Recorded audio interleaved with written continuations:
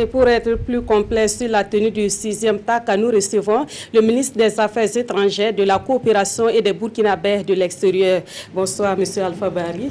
Bonsoir, madame. Alors, on a vu dans les reportages plusieurs domaines de coopération ont été abordés à ce 6e TAC, mais si on devrait retenir les grandes avancées de ce TAC-là, quelles sont ces avancées? Madame, je voudrais tout d'abord m'excuser auprès de vous et auprès de vos téléspectateurs parce que j'étais invité dimanche dernier, mais je n'ai pas pu répondre à l'invitation du fait qu'on était en séance de travail pour la préparation de ce TAC au niveau gouvernemental et on n'a pas pu finir avant donc, le journal, votre journal télévisé. Alors, vous me demandez les grandes lignes. Les grandes lignes, c'est le fait qu'on a signé 11 accords, dont un qui porte sur l'électricité, le fait qu'on va porter la fourniture d'électricité de la Côte d'Ivoire vers le Burkina de 80 à 90 MW, mais en réalité, on avait un contrat qui porte sur 50 MW. Et jusque-là, c'était des négociations, mais là, cette fois-ci, on signe 90 MW et on a même exprimé d'aller au-delà. Et les autorités ivoiriennes ont promis de pouvoir le faire dès que c'est possible. Il y a aussi le fait qu'on a créé deux fonds pour la femme d'une part, pour les jeunes d'autre part. Il y a le fait aussi que nous avons signé un accord avec Sitaray. Et il faut savoir qu'à Yamoussoukro, on avait déjà signé avec Sitaray et l'accord de Yamoussoukro disait que Sitaray devait investir 130 millions d'euros, c'est-à-dire 85 milliards de francs CFA, pour la réhabilitation du chemin de fer en 2 ans. Mais il y a eu quelques complications par la suite, les travaux n'ont pas commencé et on s'est mis dans une autre phase de renégociation de la convention qu'on avait signée avec Sitaray. Et Sitaray demandait des délais plus longs. Finalement, on a pu convenir sur des délais de 4 ans pour l'investissement de 85 milliards et le reste de 262 milliards vont être investis les années suivantes. Donc, sur un ensemble de 6 ans, tout devrait être bouclé. Alors, vous savez également qu'il y a eu des décisions concernant, par exemple, la matérialisation des frontières. Ce n'est pas parce qu'il y a des problèmes entre nous, hein, c'est parce que tout simplement, il faut matérialiser les frontières, ça évite toujours des problèmes. Il faut profiter, quand on est en temps de paix, pour le faire.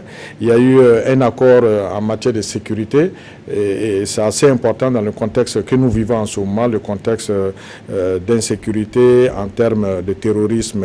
Et vous avez eu les exemples de Bassam et de Ouagadougou, des attentats de Ouagadougou, c'est assez important. Et qu'en est-il de l'autoroute qui est également une infrastructure qui est très attendue aussi bien par le peuple ivoirien que burkinabé? Alors, en matière d'autoroute, sur cette question, il faut savoir qu'il y a eu des avancées. Les avancées ont été plus concrètes côté ivoirien, puisque depuis le TAC 2016, c'est-à-dire il y a 1 an, du côté de la Côte d'Ivoire, on a pu commencer les travaux Yamoussoukro-Tiébissou, et les études sont achevées sur une bonne partie du reste du trajet du tronçon. Côté burkinabé, on était dans une phase d'appel d'offres avec une préqualification qui avait été faite déjà avec des entreprises. On a abandonné cette phase et on est allé maintenant dans une phase de système d'entente directe sous la forme de PPP, les projets de partenariat public-privé. Et donc, si tout va bien, si les négociations vont bien, on devrait arriver d'ici le au plus tard le premier trimestre de 2018, on devait lancer les travaux de la première section du tronçon Ouagadougou-Bobo-Dioulasso dont les études sont achevées. Donc cette section, c'est Ouagadougou-Koudougou, longue de 100 km. Donc si tout va bien, le premier trimestre de 2018, on devrait lancer les travaux. Maintenant, pour le reste, il reste bien entendu que les deux États s'engagent à rechercher de façon conjointe les financements. Et qu'en est-il des points de désaccord, s'il y en a eu? Oh non, il n'y a pas eu vraiment de points de désaccord. Et vous savez, on a un projet de pipeline entre Bouaké, Ferke-Sédougou Ferkessédougou, Ouagadougou, pipeline, c'est-à-dire une sorte de tuyau pour parler, pour ceux qui ne savent pas ce que c'est, qui nous écoutent, des tuyaux qui permettraient de transporter les produits pétroliers à travers donc, ces conduites. Et c'est un vaste projet. On voulait savoir si le Burkina peut participer, peut être dans le capital de la société qu'on veut mettre en place côté ivoirien pour la fourniture du Burkina en hydrocarbures.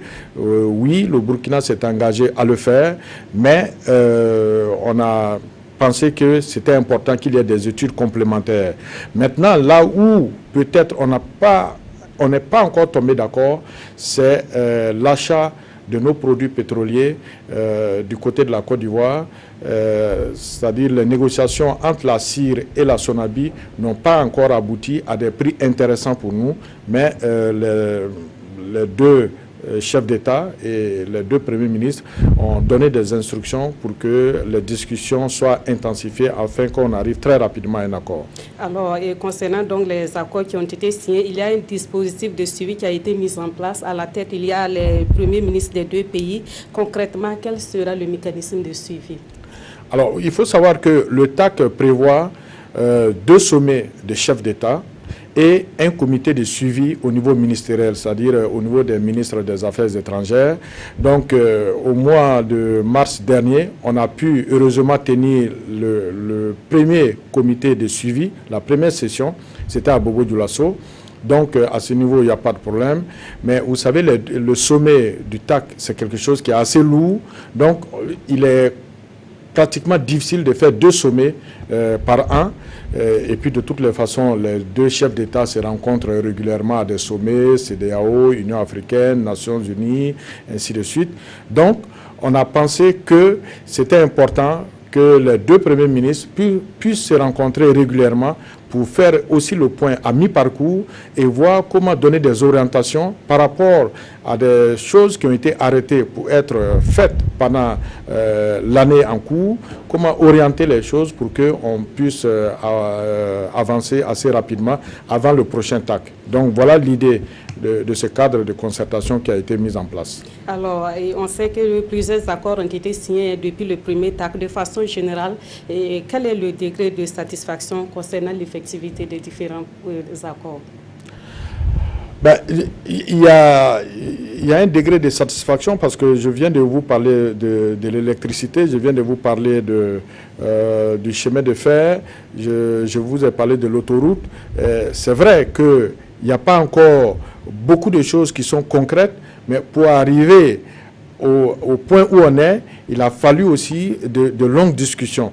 Donc ça, c'est important. Et vous avez suivi les 2 chefs d'État, le président Roch Kaboré et le président Alassane Ouattara, ont dit qu'il faut que dans un an, il faut qu'on puisse montrer des choses concrètes à nos populations. C'est pourquoi on a mis les 2 fonds en place et on a dit que ces 2 fonds doivent être lancés d'ici le prochain sommet. Donc, le délai est assez clair. Et vous avez vu, pour le chemin de fer, on a dit que les travaux doivent être lancés le 15 septembre au plus tard. Pour l'autoroute, bon, on parle du premier trimestre 2018 côté burkinabé. Et puis l'électricité aussi, premier trimestre 2018, on devait avoir la fourniture de 90 MW. Donc, au cours de l'année qui vient, je parle d'ici le prochain TAC, on aura des choses encore plus concrètes que ce que nous avons aujourd'hui à montrer aux populations. Alors très rapidement, pour terminer, Monsieur le ministre, dans quelle ambiance les travaux du présent TAC là, se sont déroulés côté organisation? C'était une belle ambiance. Je pense que c'était un défi majeur parce que c'était le premier TAC qu'on organisait après tous les événements que notre pays a connus. Et en tout cas, de notre point de vue, les choses se sont bien passées. Et aussi, les retours que nous avons avec nos amis et frères ivoiriens, les choses se sont bien passées. Ils sont partis très contents.